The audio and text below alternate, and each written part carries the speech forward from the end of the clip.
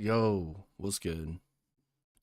All right. So last night I finished off with, I believe, making this thing right here. Yeah. Yeah, that sounds about right. Let's see.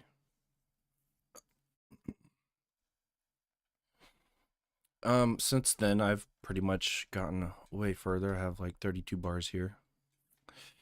And yeah, not too much in the middle part, but I wanted to go over some of the bases that I made here as well.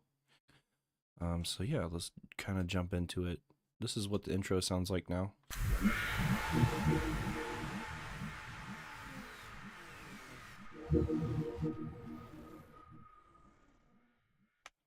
So pretty cool. Let's add a delay real fast to this. Make it kind of long.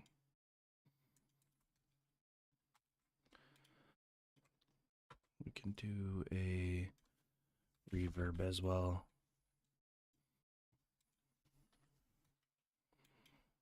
Turn the light up.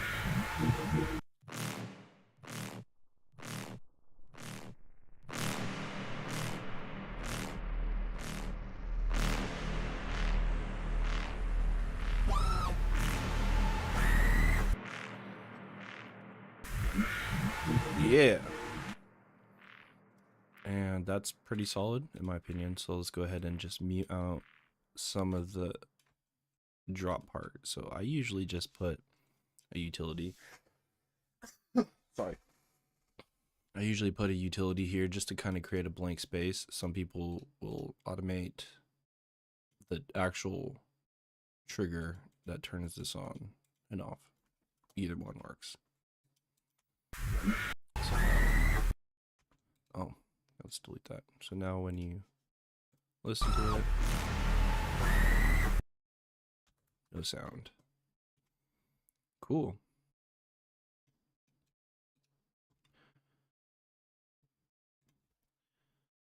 Let's go ahead and turn this off, and I want to freeze that.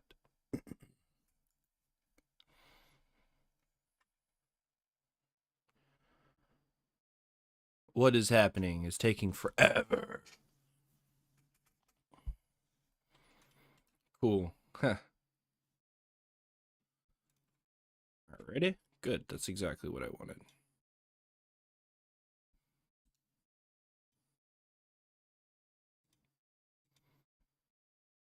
Oh, beautiful.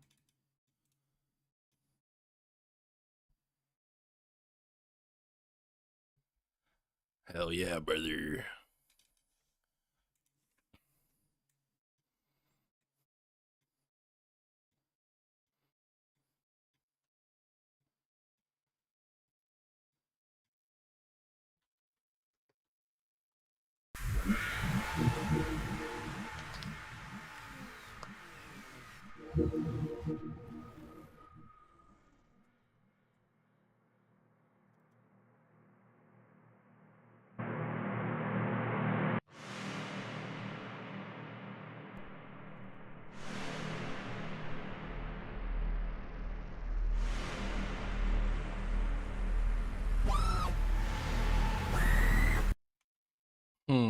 Okay, I'm kind of cooking up here.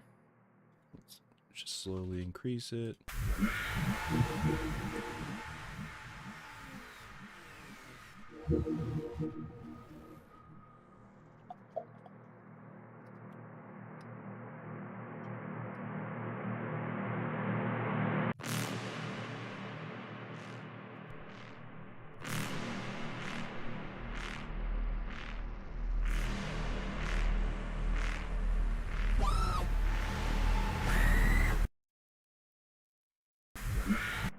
Whoa. All right. I think that should be good.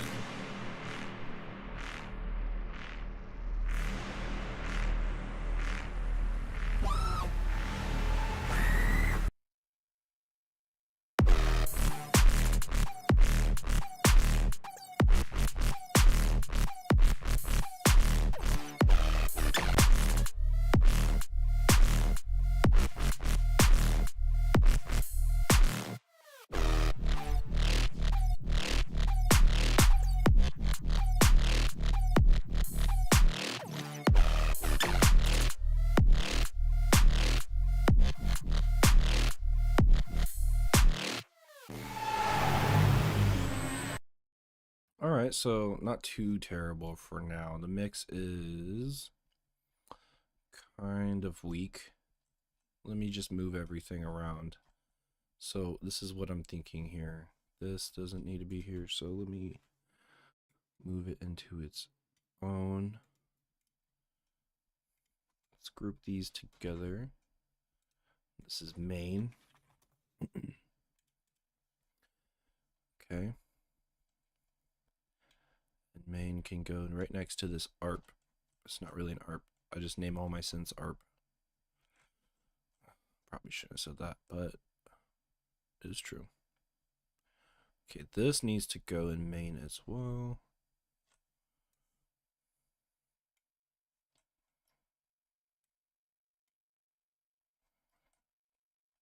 Ableton just constantly jumping me around is the single most annoying thing.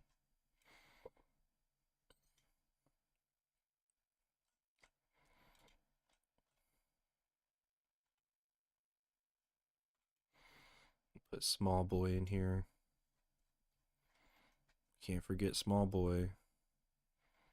Big boy. Oh wait, small boy doesn't go in there. No. This is gonna be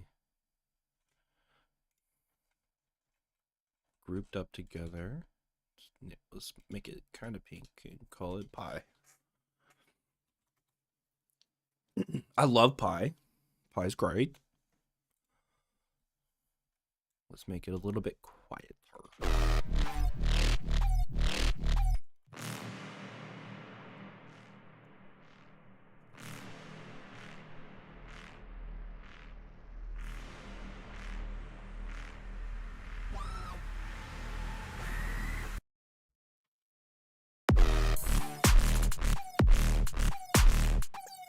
Perfect.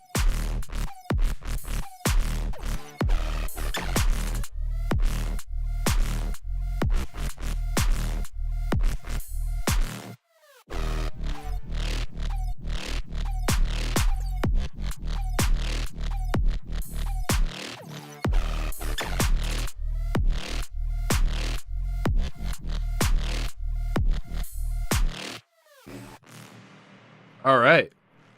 So now that you've heard the drop,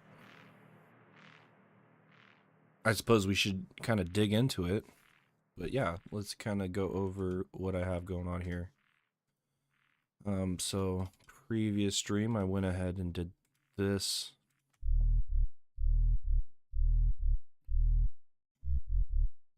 And then I went ahead and edited the MIDI. Just a really thick sub that I could layer underneath. I always layer my sub separately from my bass. That's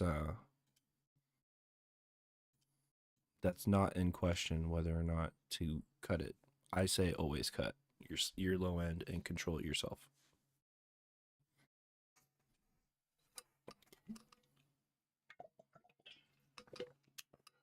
It just makes sense that way. Some people don't follow that rule and just kind of make their bass with the sub in it. I am not in favor of that. Generally because the steps it takes to control it that way is kind of not my style. It's the best way to put it. But anyways, I digress. I have this little thing you probably heard. And this is one of the techniques I use the most. Pretty good on stereo width. Nothing crazy. And what I'm doing here is I'm just kind of making this go down on the main tune very slowly. So that's like very, very tiny. Let me pull that out. It's a small amount. 2%. And then I have it kind of going down at 0.5 hertz. It's very slow. I did this by ear. Do whatever you want. I can change it right now. I don't care. As long as it sounds good. So do whatever you want. I have a filter on here, just a small filter, and this is going to a comb. It's the L6, so it's got whatever L6 means, and it's minus, so it kind of digs in there. So I think, yeah, so minus goes down, plus is up. Really just depends on the poles, it looks like. But yeah, I like this one. This one I prefer because you're using the peaks, whereas like these kind of get muddy, but it's whatever. Don't care. This one sounds good. So yeah, let's see. What else? So this one, I tried to use one wavetable when I'm using a new synth, just to see what I can do with one wavetable. And I think this is a really good practice to do when you have plugins that you don't know how to use. Just try one thing, get really good at it, move on to the next. So let's go ahead and look at this sound right here.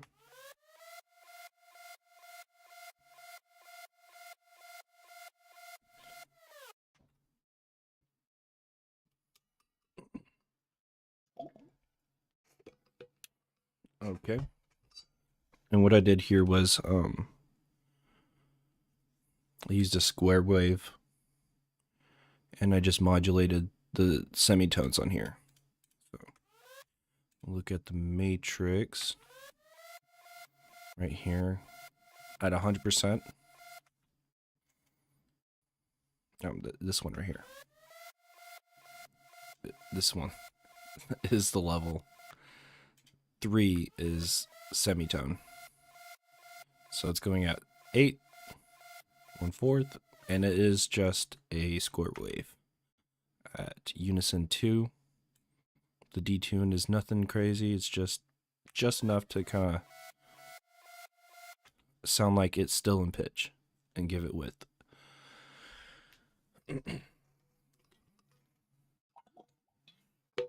Oh, and the sauce. I figured out what PD stands for. And to figure out what anything stands for, there is a menu right here. And you can open it up. And wow, look at that. You got the Serum 2 user guide. And it has Steve Duda's name on there. Oh, Joel Zimmerman? No way. Who else is on here? Okay. That's all. I mean, I don't really know most of these people except for Steve. Special thanks to David Alexander. And you can go in here and zoom in.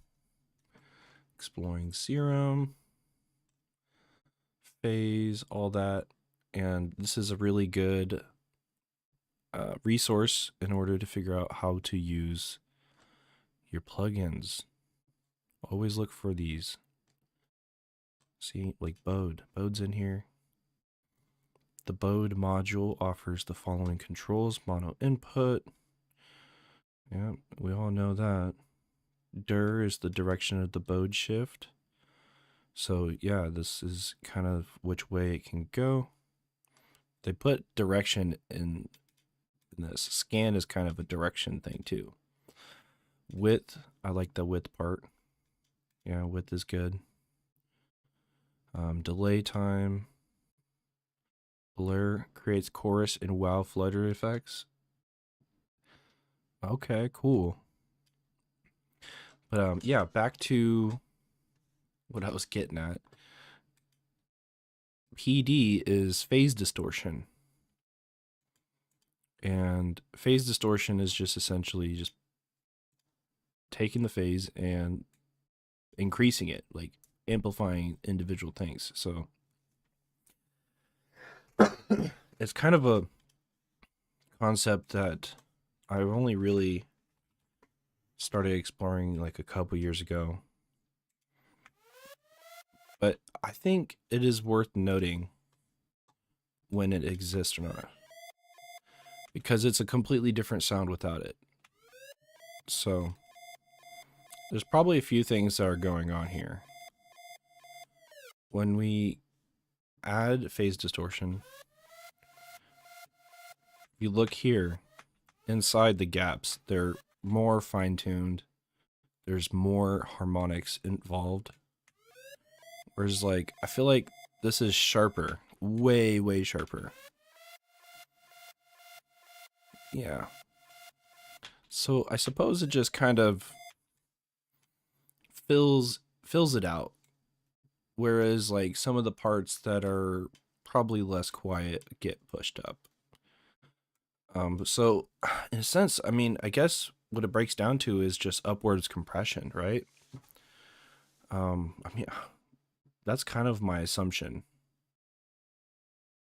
But yeah, phase distortion. This thing is a game break. Yeah, what was the term? Game breaker. No, this thing is awesome. I really love the way it sounds, and yeah, that's all this is. I go up once.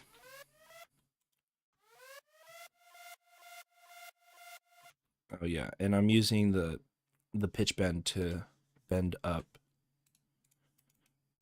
the time, so that's where this is coming from, and I'm going 1 octave down.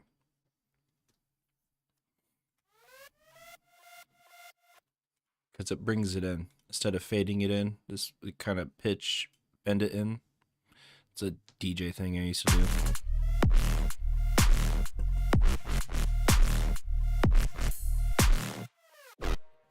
Cool. Let's see. This sound right here is not this one, but I actually bounced it out to this.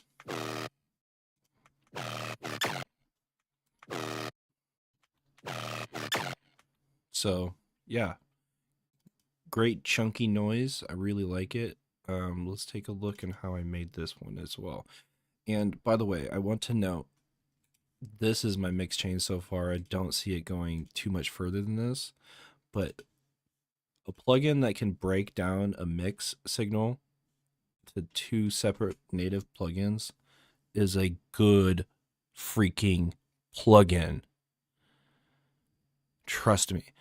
Like, if I could get away from the digital clip soft clip on here, I'd be so happy. But unfortunately, I'm stuck with using things like Abbey Road, which is not something to complain about. So it's just, I feel like the fact that we can stuff so much into one program is awesome. So yeah, let's see here. This patch is pretty cool. I used all 3, 4, 5. Yeah, all 5 signals. Cool. So I can break it down each part by part. Let's turn back on.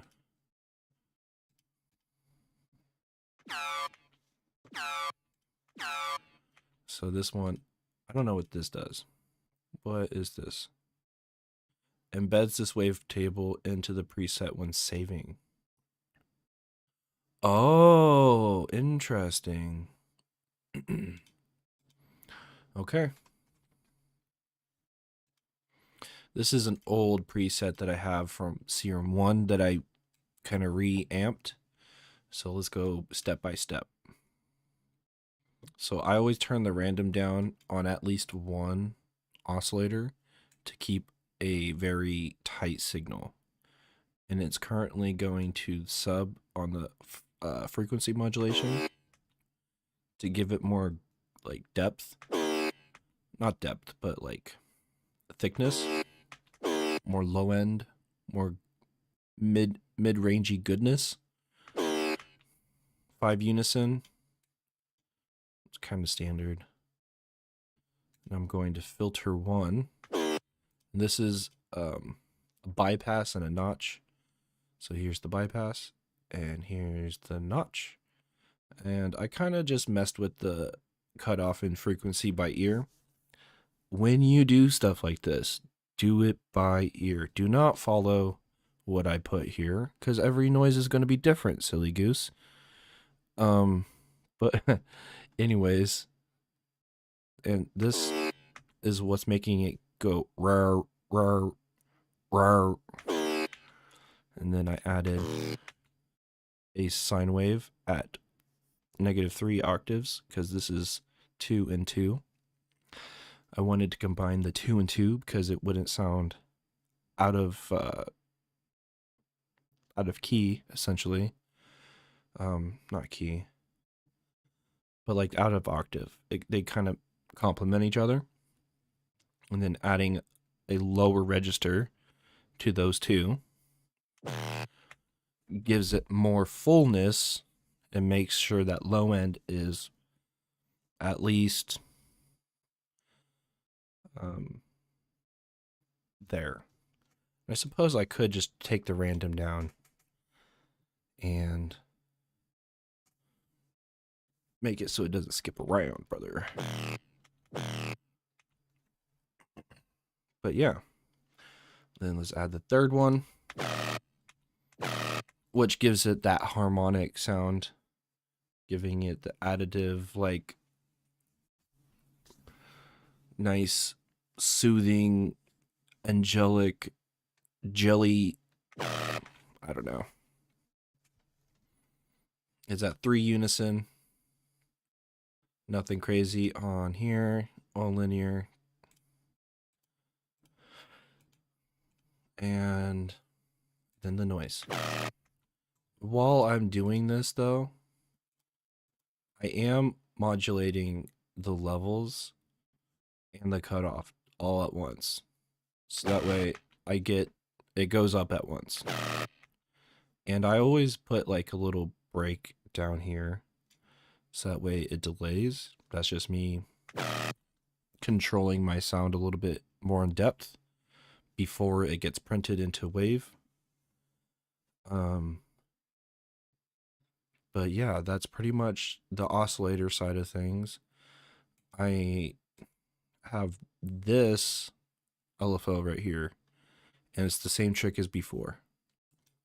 Go in the matrix, and then LFO 3 to main tuning on global. And then I put this all the way up and kind of just twiddled with the hertz here. It's always going to be BPM, so make sure you switch it to hertz. And then just whatever you're making your bass, make sure that you just kind of use your ear and whatever sounds good. I'm not going to mess with this one because this one is kind of, I was trying to get it closer to how it sounds now, so I don't want to mess with this. But yeah, I made some good edits here, so let me save that real fast. Pretty simple stuff. I went into effects, just equalized it, moved some frequencies around to give it some more movement, and then I distorted the crap out of it with my LFO. This is a neat little trick I learned from Noisia. Automate your drive. Just automate it. Just do it. Just do it, dude. This is a drum and bass thing, and I've got to say it works pretty well. No compression. I didn't think it was necessary, but that's kind of the price you pay when you kind of control things yourself, pal. I don't know what I'm saying. Anyways, that's how I make that. Oh, mono, legato, always, and the porta is about 5 milliseconds. I guess that does matter. Wait, is it 5? Yeah, 5. So I love doing that. It gives it more swing, which kind of is important in making beats, dog. This bass right here, these two are copied paste of each other. So let's just take a listen. And to be honest, I'm not a huge fan of this side, but this one's more fun. Yeah, that one's... What's wrong with this one? Take a look at this one.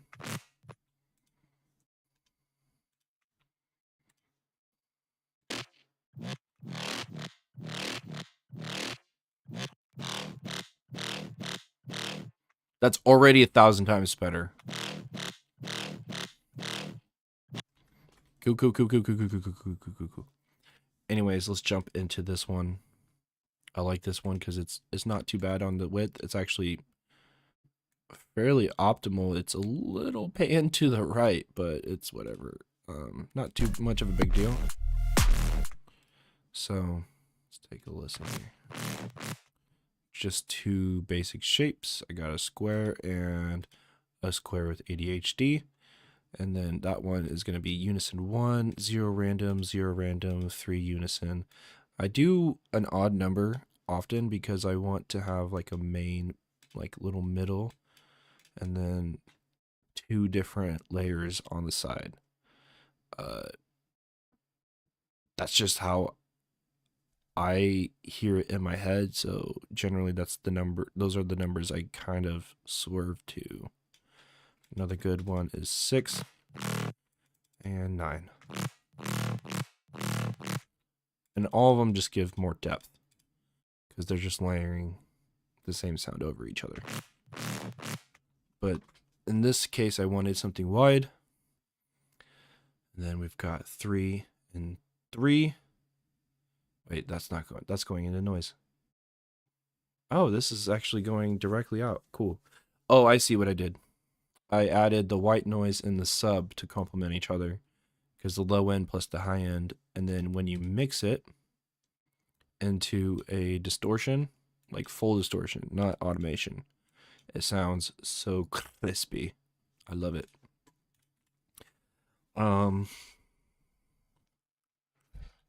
It's a low cut here.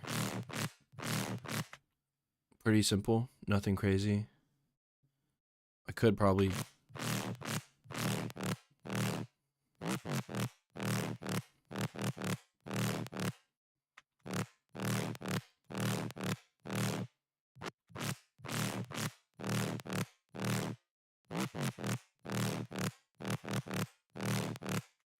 kind of makes it a little weaker.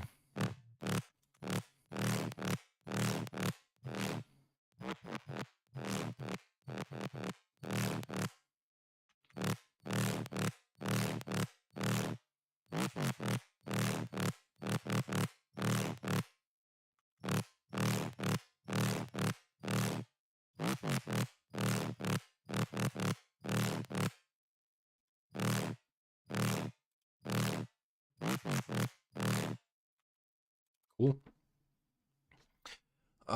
Yeah, I could play with this all day long. And honestly, I should probably leave it alone for now. For the mixer, just by the way, I keep everything default. I haven't gone crazy on these at all. But I did figure out something super important, and I wanted to make sure everyone knows this. When you have a wavetable, make sure you click the little box right here in the right hand side of the oscillator, because once you click that, you have a drop down bar and it goes main, direct, none, filter, and this is how you go from left to right. This drove me crazy until I figured it out. I was so stoked on this.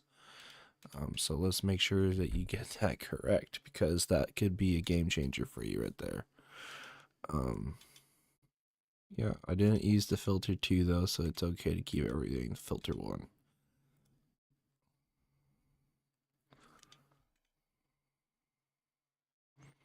Yeah, and I put a soft clip on here. Usually when I make my main basses, I do like a lot of movement. So I did another low end. This is subject to change. I'm not even joking. Like I'm actually wanting this to be bigger than it actually is right now, so I might change it already. I did do a low high split at 471. This is not like a random number. This is because around here is when the drums stop ringing the most. Like around here, like 2, maybe 50 to like maybe 400 is a sweet spot for most drums. So right around 474. I noticed that it just sounded a little bit clearer for the drums to cut through, and that's just based off of my drums specifically. WSP, I don't know what this does, but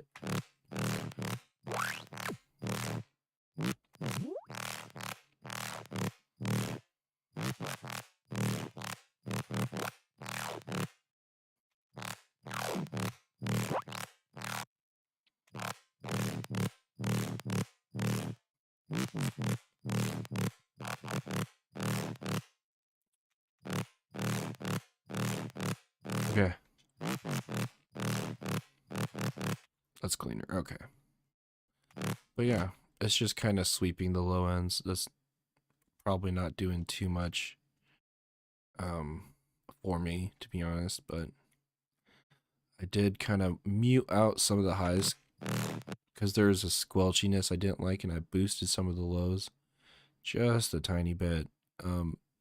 Generally speaking, most people can hear a difference between, I think it's like -4 to like +4 decibels. And that's why in engineering, you're not really supposed to cut or push past negative or +6, which is like a weird thing that I don't really know too much about, but it doesn't take much to alter the sound. So that's why I do very small increments at a time. And I actually compress the living shit out of it. So, I mean, there's bass music theory right there. Go to the standard until you have to change it, I suppose. So I squashed the highs really hard, and I pushed the gain up 13 decibels. That way I still had highs. So it doesn't really show. I just think it sounds way clearer. But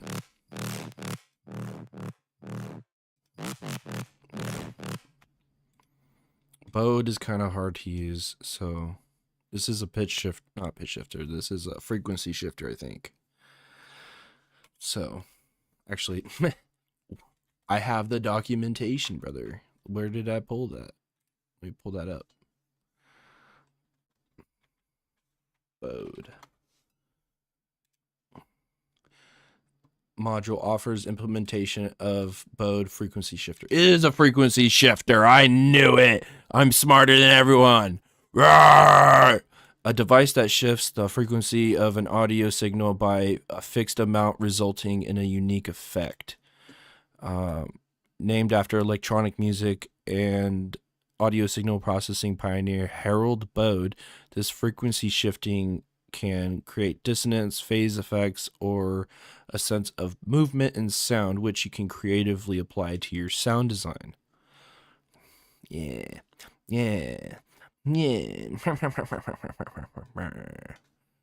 What else is there?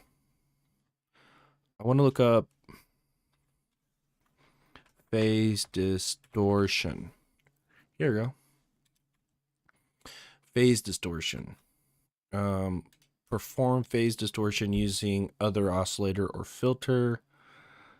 That doesn't tell me much. PD. Let's just put PD. Yeah, okay. The oscillator or filter must be enabled for this to work. However, you can turn the volume down of the other oscillator if you want to use the other oscillator simply as a modulation source. This is similar to FM except that the phase is modulated instead of the frequency. So you're increasing the phase in a upwards compression like way. That's pretty cool in my opinion. I think like being able to control that helps a lot when you have a sound that you want to be more present in the mix, but you don't want to distort it, if that makes sense. I can re-explain that. Hold on. I actually super excited I get to do this. Wait, brother. Okay, let me pull up Krita. Um, so let's see. A wave can be kind of like this. And phase distortion, you can take these parts right here and push them up. So now when you have the new sound, it goes like this, and you can even it out. Sorry, my bad drawing. So that way it's all the same length. And phase distortion works in this way. So it's pretty cool in my opinion. And I pulled my drawing pad out for no reason. I didn't even need that. Yes, I have a drawing pad. I draw. Okay.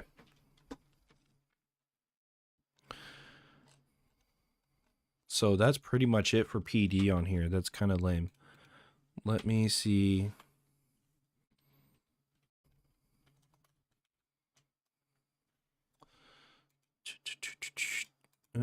Update.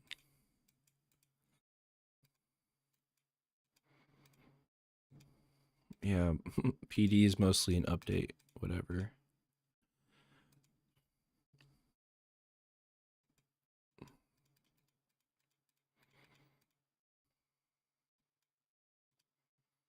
Okay. Yeah, it's only in there. But let's look up phase distortion. Because I'm getting super off track.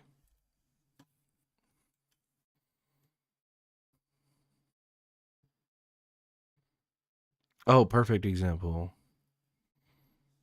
Cool. Phase distortion is signal processing. It's a change in the shape of waveform that occurs when the phase shift introduced by a circuit or device is not directly proportional to frequency, or when the zero frequency intercept of the phase frequency characteristic is not zero, and the integral multiple of 2 to pi radians. Okay.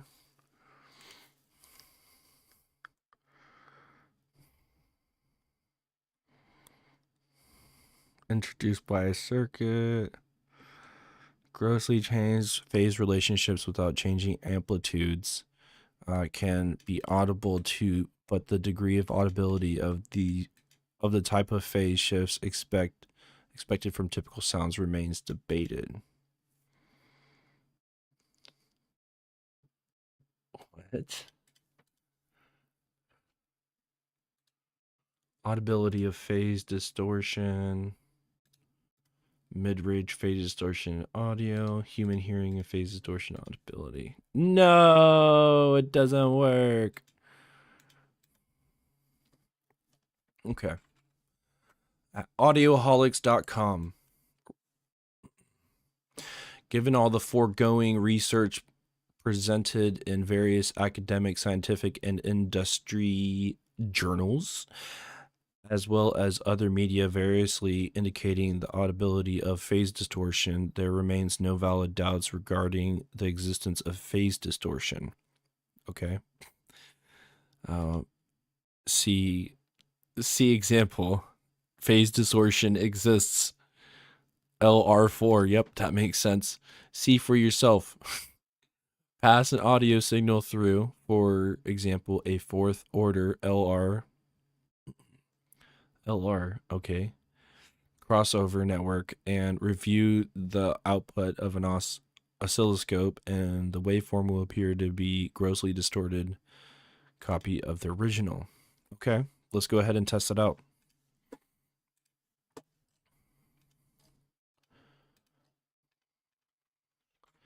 And actually, yeah, it's probably a good thing I pulled out an audio. So let me just mute all this and pull out our handy dandy serum. So we could probably do something like, let's move this over here.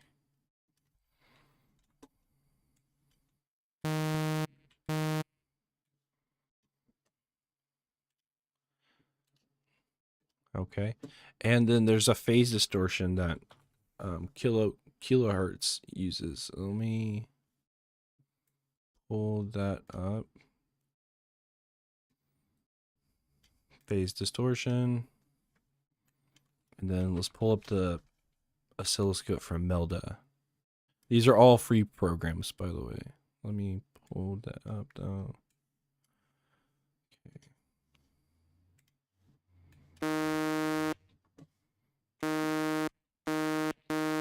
Okay, let's keep consistency purposes. Keep the random down. Still kind of wants to jump around.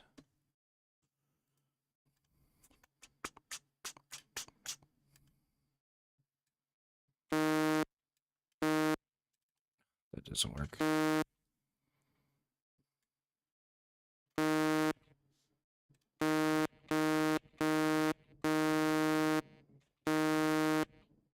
Okay. So without phase distortion,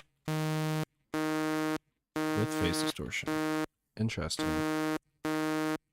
Wait, what does that mean it's actually doing though? Let's take this off.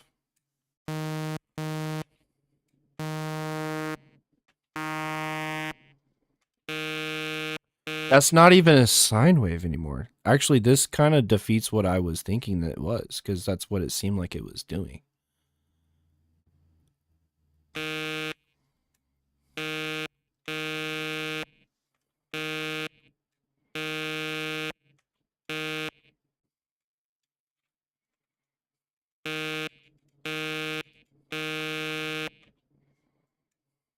Okay.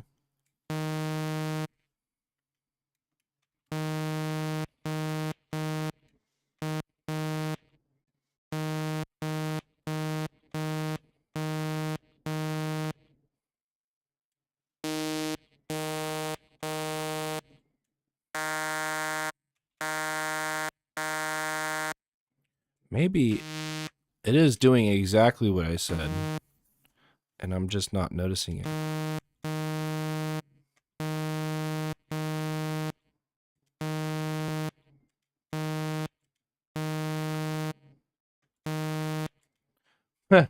Okay, let's go back. Pass the same output signal through a spectrum analyzer, and the amplitude of the various components will be correct, but the relative phase will have changed. Oh, okay. Oh, I see. The actual phase of the signal, not amplitude. Okay. Duh. Duh.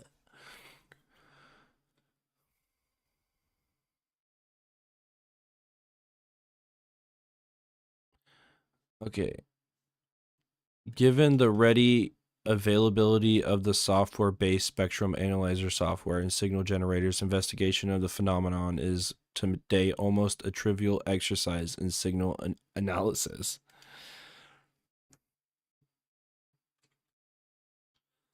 So 20 milliseconds in time.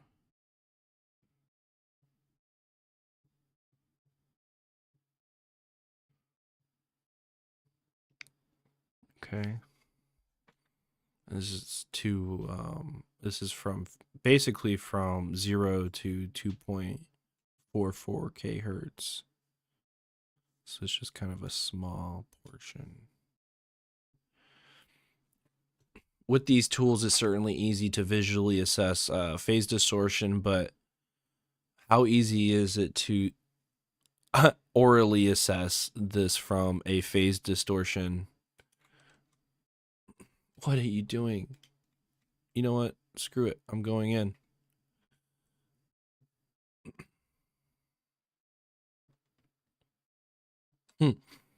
Oh yeah, buddy. Where did I go? Where was I at? Let's stop this spinning image. It's too distracting right now. Okay. With these tools, it's certainly easy to visually assess phase distortion, but how easy it is to orally assess this from this form of phase distortion.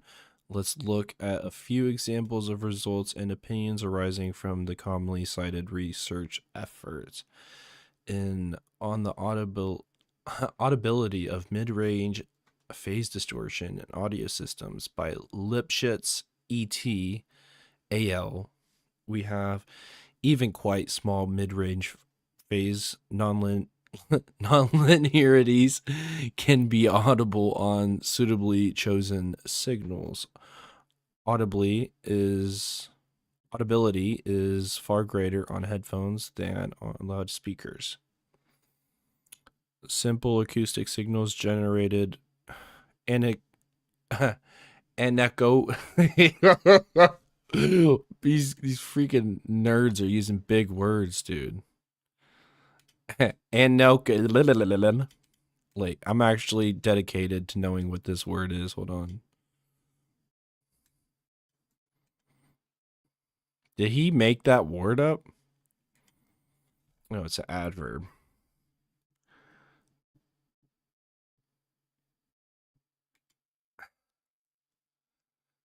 And anechoic, right?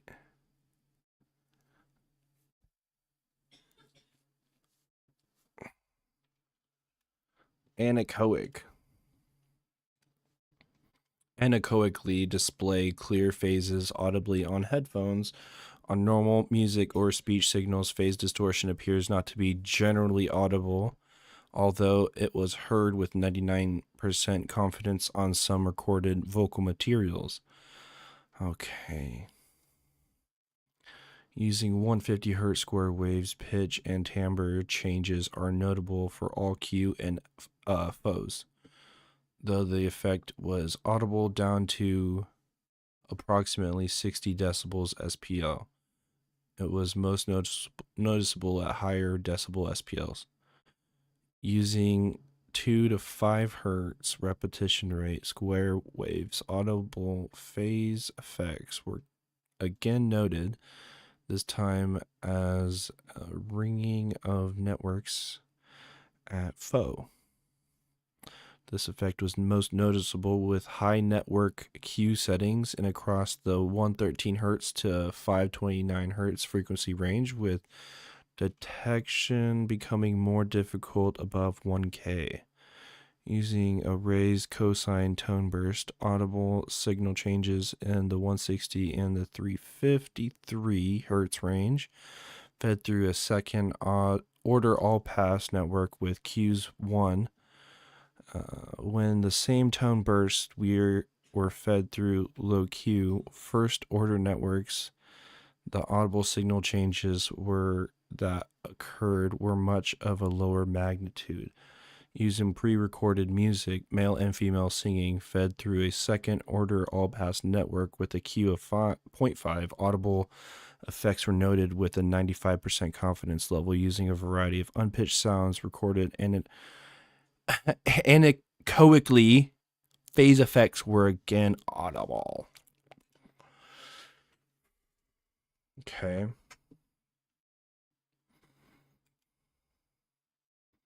Dog. Whatever.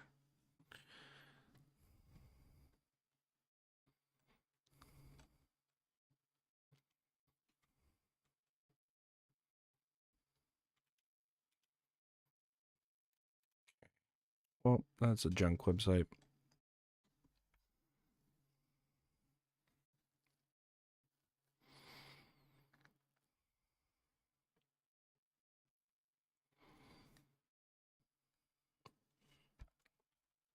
Very interesting. So someone went in and just gathered as much data for this. Go away.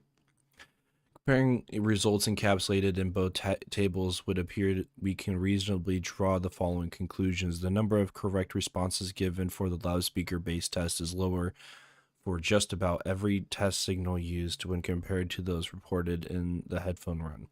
The result from the loudspeaker run appear more independent of the level of phase distortion present than the presented than that presented by the headphone run.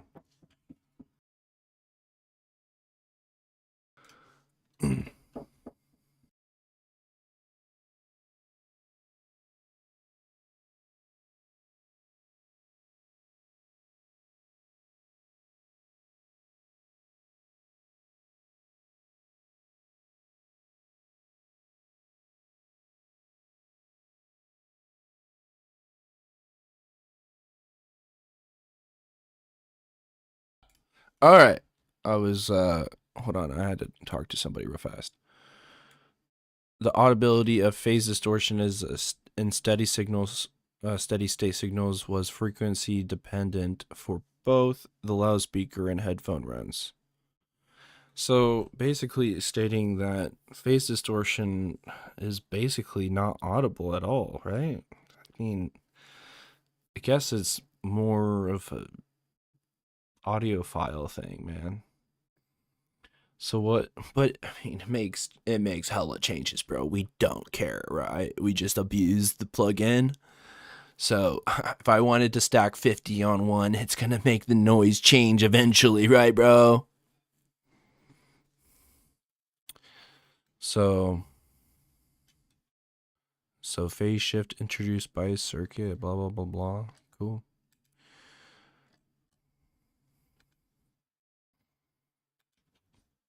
I got so sidetracked.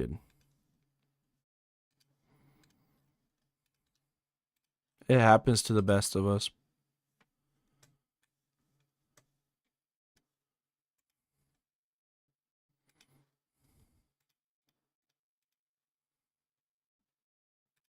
Okay. What was I doing here? Okay. Yeah. Nothing really else to explain here. But I think what I want to do next after this stream is probably continue sound designing. I will probably go ahead and do another patch session just to kind of go over some of the things that I do. I think it's easier to kind of explain how to make things and why they make the things that they do. So I'm going to kind of keep going that route. But other than that, I think that's my time for the day. But yeah, I hope you have a wonderful